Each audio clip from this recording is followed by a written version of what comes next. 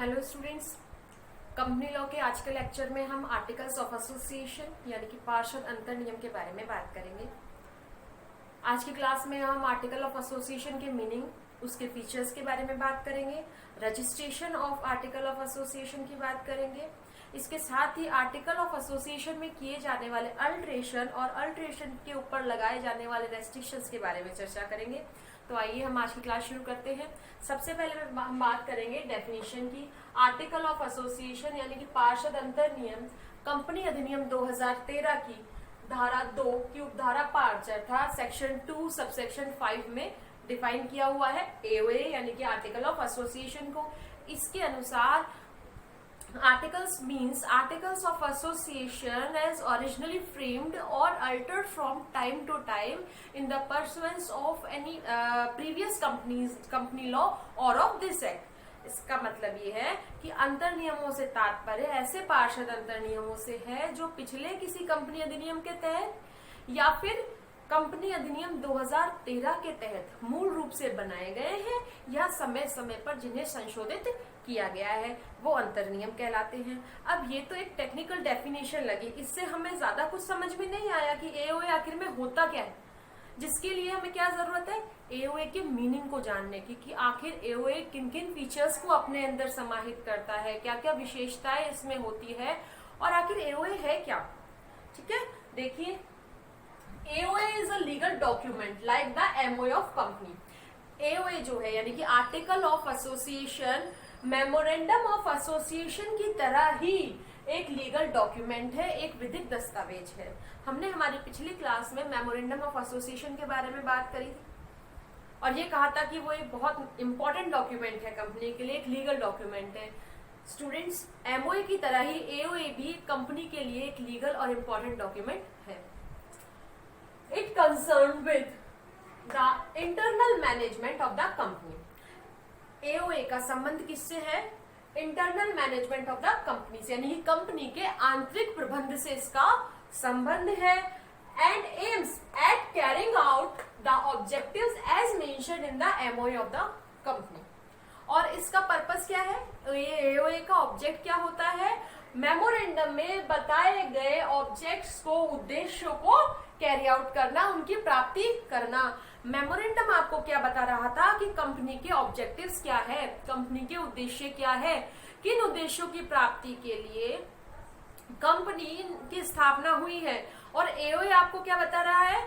Company का internal management कैसे करना है, किस तरह से कंपनी को हम मैनेजमेंट करें, किस तरह से उसे चलाएं, किस तरह से उसके बिजनेस को कैरी ऑन करें ताकि हम इस मेमोरेंडम में बताए गए ऑब्जेक्ट की प्राप्ति कर सके। क्लियर हुई बात? तो मेमोरेंडम में जो उद्देश्य बताया गया है आर्टिकल ऑफ एसोसिएशन उसको प्राप्त करने का रास्ता आपको बताता है। वो कंपनी के बिजनेस को, कंपनी के दिन प्रतिदिन का जो डेली का बिजनेस है उसको चलाने के नीति नियम बताता है, वो है आपका आर्टिकल ऑफ एसोसिएशन। क्लियर? इसी तरह ये मेमोरेंडम की तरह ही एक इम्पोर्टेंट और लीगल डॉक्यूमेंट है। अब हम बात करते हैं इसके फीचर्स की। फीचर्स की बात हम यहाँ इसलिए करते हैं क्योंकि फीचर्स को पढ़ने के बाद हमें इजीली आर्टिकल ऑफ एसोसिएशन का मतलब समझ में आता है। Features, it contains rules and सब रूल्स। जैसा कि मैंने आपको बताया आर्टिकल ऑफ एसोसिएशन क्या समाहित करता है बेटा? रूल्स एंड सब रूल्स। वो सारे नियम, वो रेगुलेशंस कि कैसे कंपनी का इंटरनल मैनेजमेंट चलेगा। फॉर एग्जाम्पल, कंपनी की शेयर कैपिटल, फर्स्ट कॉल कैसे होगी, फॉरफीचर ऑफ शेयर्स कैसे होगा, इशूइंग ऑफ शेयर्स कैसे होगा, कंपनी के डायरेक्टर्स कौन होंगे, उनकी अपॉइंटमेंट कैसे होगी है, और डायरेक्टर्स में क्या क्या क्वालिफिकेशंस होगी, उनका रिमूवल किस तरीके से होगा, कंपनी की मीटिंग्स कब कब अरेंज करवाई जाएगी, रिजोल्यूशंस के बारे में।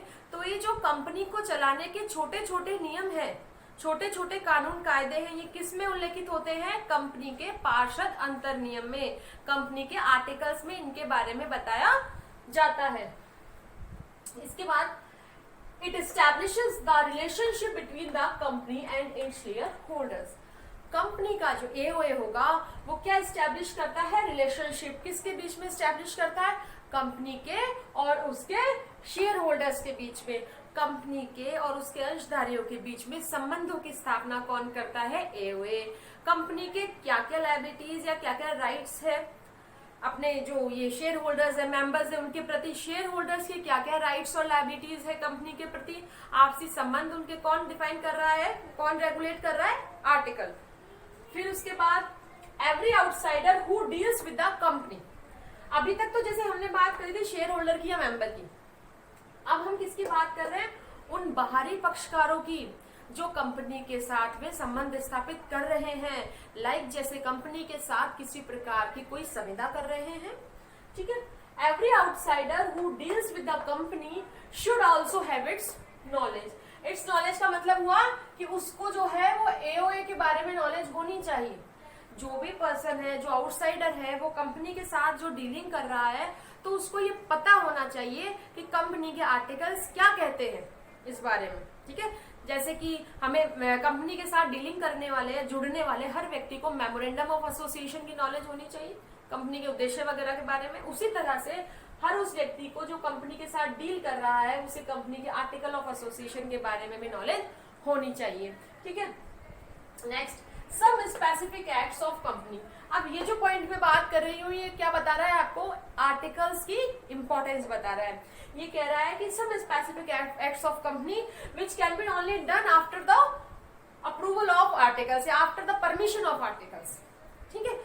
कंपनी के कुछ आध कार्य ऐसे होते हैं जिनको करने के लिए आर्टिकल्स की अनुमति आवश्यक है। इट मीन्स अगर आर्टिकल्स उनको करने की परमिशन देते हैं तभी वो कार्य किए जा सकते हैं, अदरवाइज वो नहीं किए जा सकते, ठीक है। तो ये कुछ आध इंपॉर्टेंट फीचर्स हम लोगों ने देखे, जो आप क्या समझा रहे हैं हमें कि आर्टिकल ऑफ एसोसिएशन क्या होता है। क्लियर। अब हम लोग बात करते हैं नेक्स्ट इंपॉर्टेंट टॉपिक की, articles in relation to MOA, यानी कि इस आर्टिकल ऑफ एसोसिएशन का एमओए के साथ में क्या रिलेशनशिप है, इन दोनों का आपस में संबंध क्या है। देखिए, दोनों ही बहुत इंपॉर्टेंट डॉक्यूमेंट है कंपनी के, कंपनी के लिए बहुत जरूरी भी दोनों है, ठीक है। लेकिन ध्यान रखिए, एमओए जो है, मेमोरेंडम ऑफ एसोसिएशन जो है, वो बड़ा है। बड़ा लाइक हम कह सकते हैं कि article of association memorandum of association के अंडर रहकर काम करता है। आर्टिकल ऑफ एसोसिएशन में ऐसा किसी भी तरीके का कोई रूल्स रेगुलेशंस नहीं बनाया जा सकता जो मेमोरेंडम के अगेंस्ट हो, जो मेमोरेंडम के प्रोविजंस का वॉल्यूशन करता हो, ठीक है। आर्टिकल ऑफ एसोसिएशन जो काम करेगा किसके अंडर करेगा, मेमोरेंडम के प्रोविजंस को फॉलो करते हुए करेगा। कभी अगर दोनों में आपस में कोई कंट्राडिक्शन अराइज होता है, कोई गतिरोध होता है दोनों के उपबंधों में, तो कौन किसकी बात मानी जाएगी, एमओए की बात मानी जाएगी, ठीक है। तो एमओए जो है वो हमेशा ही ऊपरी स्थिति में रहेगा, हमेशा प्रिवेल करेगा एओए के ऊपर। जितने भी कंपनी अपने अंतर नियमों में नियम बनाएगी, रूल्स बनाएगी, वो एमओए के प्रोविजंस को ध्यान में रखते हुए बनाएगी। क्लियर। ये तो हुई रिलेशन। अगर हम लोग बात करें मेन डिफरेंस की, कि मेन डिफरेंस क्या है एमओए और एओए में, तो आप क्या बताएंगे। देखिए, एमओए जहां कंपनी के उद्देश्य के बारे में बताता है, जहां ये बताता है कि कंपनी किस उद्देश्य से कंपनी को स्थापित किया गया है, वहीं एओए क्या बताते हैं, एओए बताते हैं कंपनी को के डेली बिजनेस को कैसे रन करना है, कंपनी का जो दैनिक व्यवसाय है उसको कैसे चलाना है, क्या क्या रूल्स, छोटे छोटे रूल्स रेगुलेशंस, जिससे कि वो उस उद्देश्य की प्राप्ति कर सके। दोनों में ये मेन अंतर होता है, ठीक है। अब देखिए, अब हमारा नेक्स्ट टॉपिक है registration of AOA. Article of association के रजिस्ट्रेशन के बारे में। क्या आर्टिकल ऑफ एसोसिएशन का रजिस्ट्रेशन कंपलसरी है? अगर ये हमसे पूछा जाता है तो हाँ भाई, आर्टिकल ऑफ एसोसिएशन का रजिस्ट्रेशन तो कंपलसरी है। जो कंपनीज अपने आर्टिकल्स बनाती है उनका रजिस्ट्रेशन तो वो करवाए ही करवाए, ठीक है। लेकिन देखिए, कंपनी अधिनियम 2013 के शेड्यूल फर्स्ट में कुछ टेबल्स आपको दे रखी है साथ में, जैसे टेबल एफ, जो किसके बारे में बताती है, public company limited by shares. कहने का मतलब ये है, ये जो टेबल्स है ये अपने आप में ही आर्टिकल्स बताती है। कुछ आर्टिकल्स इनमें दे रखे हैं हर तरीके की कंपनी के लिए अलग अलग, लाइक जैसे टेबल एफ में 94 आर्टिकल्स पॉइंट्स दे रखे कि भैया ये जो आपको रूल्स बना के दे रखे हैं 94 तरीके के, ये जो है कौन सी कंपनी अपना सकती है, public company which is limited by shares. अंशों द्वारा सीमित पब्लिक कंपनी अगर अपने स्वयं के आर्टिकल्स नहीं बनाती है तो वो टेबल एफ में बताए गए आर्टिकल्स को फॉलो कर सकती है। तो वहां पर ऐसे समय में उसे रजिस्ट्रेशन की जरूरत नहीं होती है। ठीक है, तो यहाँ पर अगर इस कंपनी को ये क्लियर करना होता है कि भाई हम हमारे आर्टिकल्स नहीं बना रहे हैं, ठीक है, इट्स ओके, लेकिन यहाँ इनको डिक्लेरेशन करना होता है कि हम जो है टेबल एफ में बताए गए आर्टिकल्स को फॉलो कर रहे हैं। तो कंपनी लॉ ने आपको ये सुविधा भी यहाँ पर दे रखी है कि अगर आप आर्टिकल नहीं बनाते हैं तो आपको इनको इन प्रोविजंस को मानना होगा। इनको मान लीजिए या खुद के बना लीजिए। खुद के भी बनाएंगे आर्टिकल्स तो किसके अकॉर्डिंग बनाएंगे? एमओए के अनुसार बनाएंगे। और किसके अनुसार बनाएंगे? कंपनी लॉ के अनुसार बनाएंगे। अभी जैसे वर्तमान में कंपनी अधिनियम 2013 के अकॉर्डिंग बनाएंगे, कंपनी के मेमोरेंडम ऑफ एसोसिएशन के अकॉर्डिंग बनाएंगे। क्लियर? इसी तरह से जैसे टेबल जी की बात करें हम लोग, तो टेबल जी में भी आपको आर्टिकल्स दे रखी है। Company limited by guarantee, guarantee द्वारा सीमित कंपनी की जिसकी की शेयर कैपिटल होती है। इसी तरह टेबल एच की अगर हम लोग बात करें तो वहां पर भी कुछ आर्टिकल्स का सेट दे रखा है। अब हम लोग बात करें सेट ऑफ आर्टिकल्स दे रखा है, वो दे रखा है कंपनी लिमिटेड बाय गारंटी जिसकी की शेयर कैपिटल नहीं होती, विच है नॉट हैविंग शेयर कैपिटल ना। ठीक है, फिर बात करते हैं टेबल आई की। जो सेट दे रखा है हमको इसमें आर्टिकल्स का, वो है अनलिमिटेड कंपनी के बारे में with share capital, having share capital ना, ऐसी कंपनी जिसकी की शेयर कैपिटल होती है उस कंपनी के बारे में दे रखा है, तो वो यहाँ से इस सेट ऑफ आर्टिकल्स उठा सकती है। फिर टेबल जे के बारे में बताते हैं, तो टेबल जे जो है वो सेट ऑफ आर्टिकल्स बताता है अनलिमिटेड कंपनी के बारे में which not having share capital, जिसकी की शेयर कैपिटल नहीं होती है। क्लियर? हम बात करेंगे अल्टरेशन के बारे में। क्वेश्चन ये है कि क्या आर्टिकल्स में अल्टरेशन किया जा सकता है, क्या उनमें किसी प्रकार का चेंज या कोई संशोधन किया जा सकता है? Answer is yes. हाँ, आर्टिकल्स में चेंज किया जा सकता है, लेकिन उसके लिए कुछ प्रोसीजर फॉलो करना होता है। एक प्रोसीजर बताया गया है कि आप इस प्रोसीजर को फॉलो करके ही आर्टिकल्स में अल्टरेशन कर सकते हो, अदरवाइज नहीं कर सकते। ठीक है, तो अब मैं आपको इस प्रोसीजर के बारे में बताऊंगी। अल्टरेशन ऑफ आर्टिकल, सबसे पहले मीटिंग बुलानी होती है। बोर्ड ऑफ डायरेक्टर्स की मीटिंग बुलाई जाती है और उसमें कुछ चीजें डिसाइड की जाती है, कुछ जनरल जो बातें हैं वो डिसाइड की जाती है कि बोर्ड ऑफ डायरेक्टर्स एओए में वो अल्टरेशन करने के लिए एक जनरल मीटिंग बुलाएंगे।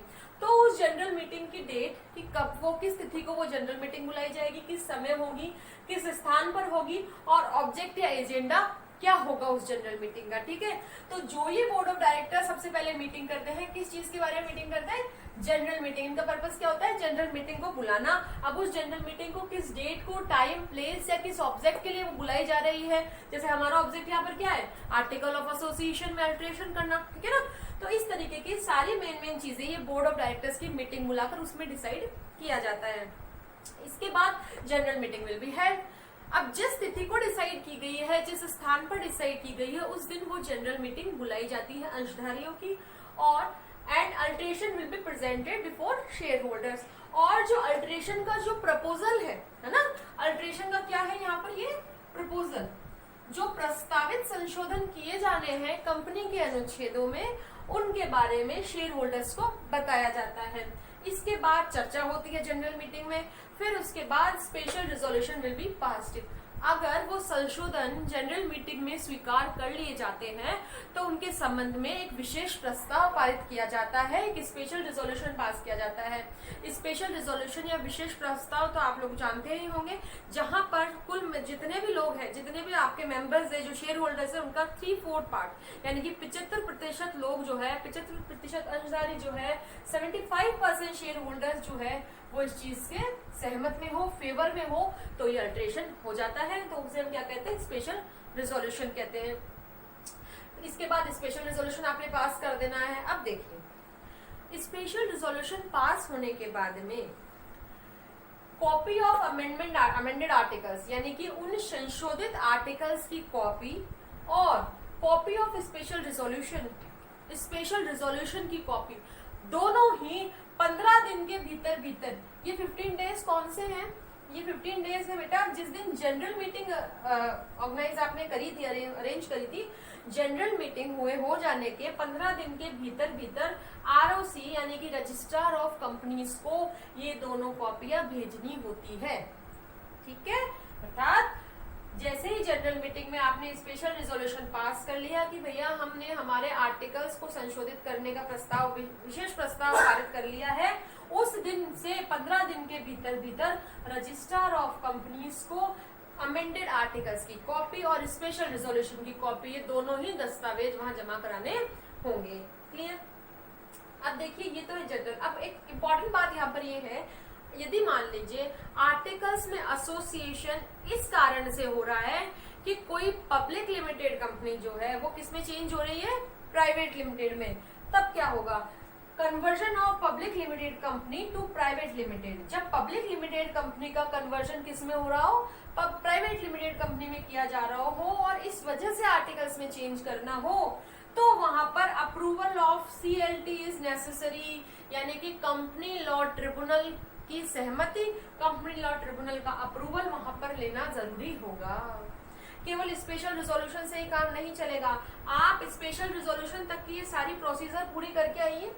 इसको पास करने के बाद में, स्पेशल रिजोल्यूशन के बाद में आपको क्या करना, जैसे ही आपने यहाँ स्पेशल रिजोल्यूशन कंपनी ने पास कर लिया, उसके बाद कंपनी को क्या करना होगा, एप्लीकेशन लगानी होगी किसके समक्ष, कंपनी लॉ ट्रिब्यूनल के समक्ष। और कंपनी लॉ ट्रिब्यूनल अगर इसको अप्रूवल कर देती है तो उसके बाद, अप्रूवल के बाद उस अप्रूवल की कॉपी, कंपनी लॉ ट्रिब्यूनल के द्वारा दिए गए अप्रूवल की कॉपी और अमेंडेड आर्टिकल्स की कॉपी, ये दोनों ही दस्तावेज ऐसा अप्रूवल मिल जाने के 30 दिन के भीतर भीतर आपको कहाँ जमा कराने हैं, रजिस्ट्रार ऑफ कंपनीज के ऑफिस में जमा करवाने। ठीक है ना? तो ये हुई सामान्य सी बात, ये हुई उस समय की बात जब पब्लिक लिमिटेड कंपनी को प्राइवेट लिमिटेड कंपनी में कन्वर्ट किया जा रहा है और हमें आर्टिकल्स को चेंज करना है। तो बात हमें क्या दिमाग में रखनी है, ऐसा करेंगे यदि हम company public limited private limited में कन्वर्टेड हो रही है तो वहां पर आपको आर्टिकल्स में चेंज करना है, तो वहां पर सीएलटी की परमिशन आपके लिए आवश्यक होगी। क्लियर हो गई बात? अब देखिए अमेंडेड आर्टिकल्स का प्रभाव भी वही होगा जैसे कि ओरिजिनल फ्रेम्ड आर्टिकल्स का होता है ना, दोनों में कोई अंतर नहीं होगा। ठीक है? अब आइए, ये तो बात थी अल्टरेशन की। क्वेश्चन ये राइज होता है कि क्या कंपनी किसी भी तरीके का अल्टरेशन कर सकती है क्या? कंपनी अगर चाहे तो क्या किसी भी तरीके का संशोधन अपने आर्टिकल्स में कर सकती है क्या? देखिए एक मिनट मैं इसे रब कर दूं थोड़ा सा।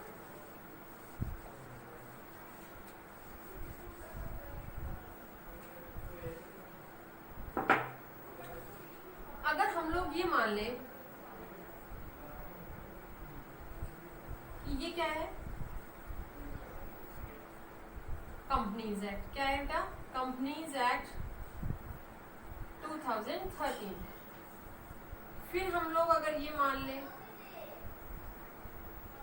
ये क्या है, मेमोरेंडम ऑफ कंपनी। फिर हम लोग अगर इसकी बात करें स्कोप की, तो ये क्या है, articles of association of company. मैंने इसीलिए बनाया है।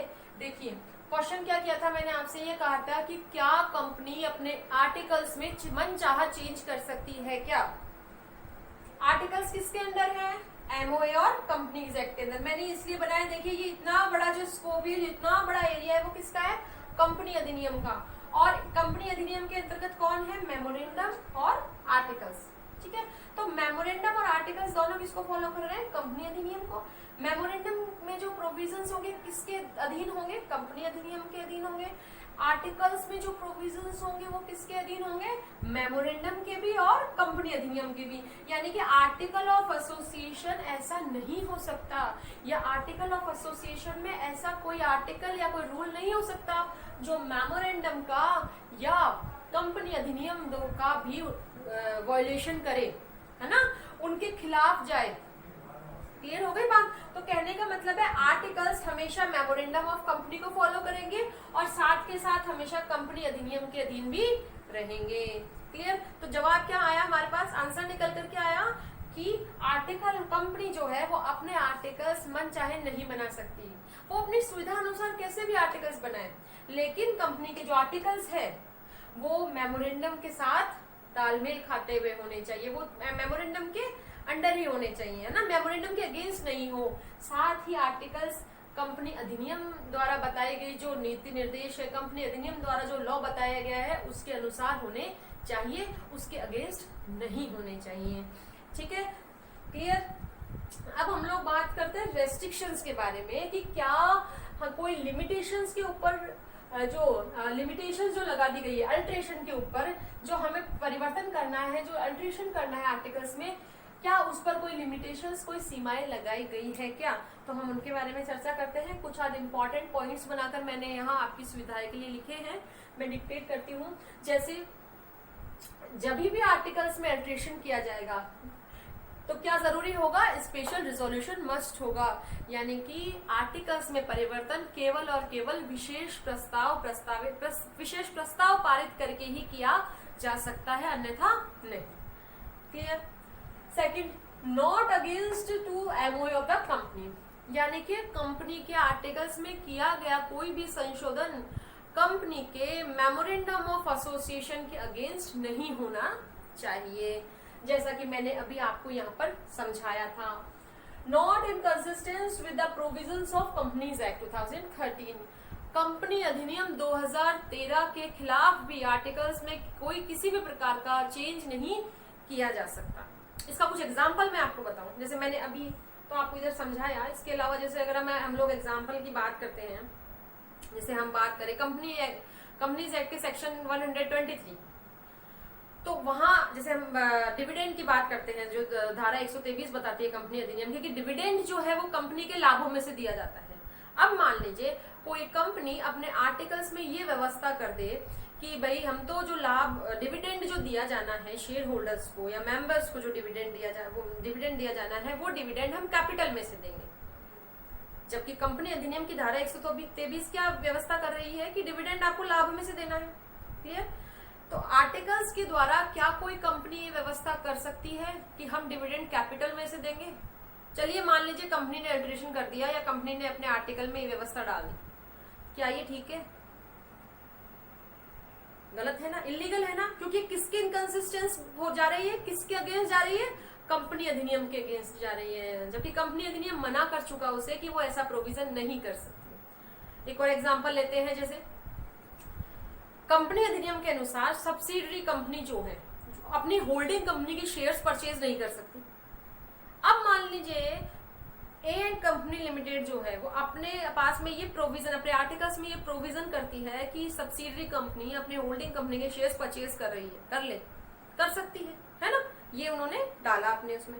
क्या वो ऐसा कर सकती है? क्या वो ऐसा अपने प्रोविजन अपने आर्टिकल्स में डाल सकती है? नहीं डाल सकती। वे कंपनी एक्ट पहले ही उन्हें मना कर रहा है कि सब्सिडरी कंपनी होल्डिंग कंपनी के शेयर्स परचेज नहीं कर सकती। ठीक है, तो कहने का मतलब क्या हुआ? आर्टिकल ऑफ एसोसिएशन में ऐसा किसी भी प्रकार का चेंज या अल्टरेशन नहीं किया जा सकता जो कंपनीज एक्ट 2013 के अगेंस्ट हो। क्लियर। फिर conversion of public limited company to private limited, approval of CLT is necessary और कंपल्सरी। जैसा हमने पढ़ा भी था, जब पब्लिक लिमिटेड कंपनी को प्राइवेट लिमिटेड कंपनी में कन्वर्ट करना है तो वहां पर तो आपको ट्रिब्यूनल की सहमति, उसका अप्रूवल लेना ही लेना होगा, इसके बिना वो मान्य नहीं है। फिर बात करते हैं alteration not to be fraud on the minority by the majority. Alteration ऐसा नहीं होना चाहिए, यानी कि आर्टिकल्स में किसी भी प्रकार का कोई ऐसा चेंज नहीं किया जाना चाहिए जो मेजोरिटी को माइनॉरिटी के साथ धोखा करने का मौका दे दे, या मेजोरिटी माइनॉरिटी को धोखे में रखे या उसके साथ फ्रॉड कर सके। तो ऐसी कोई व्यवस्था नहीं की जा सकती। फिर alteration must be in good faith और in interest of the company. जब भी कंपनी के आर्टिकल्स में, कंपनी के संगम अनुच्छेदों में कोई परिवर्तन किया जाता है तो वो सद्भावना पूर्वक किया जाएगा और कंपनी के हित में किया जाएगा। ठीक है, ऐसा कोई अल्ट्रेशन नहीं किया जा सकता जो कंपनी के को नुकसान पहुंचाए, कंपनी की हानि करे। ठीक है, या गुड फेथ से नहीं किया जाए। It not cause breach of contract with third party. Alteration जो है वो देखिए, अल्ट्रेशन ऐसा नहीं होना चाहिए जो तृतीय पक्षकारों के साथ, संविदा से संबंधित जो तृतीय पक्षकार है, ऐसे व्यक्ति जो कि कंपनी के साथ में संविदा कर रहे हैं, वो तृतीय पक्षकार जो है उनके साथ में संविदा भंग हो जाए। मतलब ऐसा कोई परिवर्तन कंपनी के अनुच्छेदों में नहीं किया जा सकता जिसके वजह से थर्ड पार्टी के साथ की गई संविदा भंग हो जाए। ठीक है, next, not deprive any person rights under a contract, मतलब अल्ट्रेशन ऐसा भी नहीं होना चाहिए जिससे कि किसी संविदा के तहत, अगर मान लीजिए कंपनी ने किसी पर्सन से कोई संविदा कर रखी है, उस संविदा के तहत जो थर्ड पर्सन है, जो थर्ड पार्टी, उसके कुछ राइट्स ऑकर्ड होते हैं, तो उसके अधिकारों को कोई नुकसान हो, और कंपनी ऐसा कोई अल्ट्रेशन नहीं कर सकती कि कंपनी के साथ संविदा करने वाले व्यक्तियों के अधिकार जो है वो छिन जाए या कम हो जाए, है ना, डिप्राइव हो जाना, छिन जाना या कम हो जाना। तो कंपनी के साथ में जो संविदा कर रहे हैं उनके अधिकार कम नहीं होने चाहिए या छिन जाने या खत्म नहीं हो जाने चाहिए। ऐसा किसी प्रकार का अल्ट्रेशन आर्टिकल्स में नहीं किया जा सकता बेटा। फिर it must not enhance the liability of members, यानी कि आर्टिकल्स जो है वो कंपनी के मेंबर्स की लायबिलिटी को इनहेंस करने वाले, यानी कि उनके दायित्व को बढ़ाने वाले, इंक्रीज करने वाले नहीं होने चाहिए। जैसे कि हम लोग बात करें अगर अंशों द्वारा सीमित कंपनी, है ना, कंपनी लिमिटेड बाय शेयर्स की बात करें तो वहां पर शेयर होल्डर्स का दायित्व कितना होता है, क्रय किए गए अंशों के द्वारा होता है, अंशों तक ही सीमित होता है, तो उनकी लिमिटेड लायबिलिटी होती है ना। तो ऐसी कंपनियां आर्टिकल्स में किसी प्रकार का परिवर्तन करके अपने मेंबर्स की लायबिलिटी को इंक्रीज नहीं कर सकती है। क्लियर? तो ये कुछ आज इंपॉर्टेंट क्या थी हमारे पास, लिमिटेशंस थी। हमने आर्टिकल्स का अल्ट्रेशन तो कर दिया, लेकिन मनचाहा अल्ट्रेशन नहीं किया जा सकता, उसके ऊपर कुछ लिमिटेशंस बताई मैंने और ये आपको बताया यहाँ पर। ठीक है, तो आज की क्लास में हम लोगों ने आर्टिकल ऑफ एसोसिएशन के कंसिस्ट जितने भी इंपॉर्टेंट सब हेडिंग्स थी उसकी वो हमने डिस्कस करी। अब इससे रिलेटेड दो डॉक्ट्राइन आपके बचते हैं, doctrine of constructive notice and doctrine of indoor management, जिसके बारे में हम लोग अगली क्लास में बात करेंगे। तब तक के लिए थैंक यू।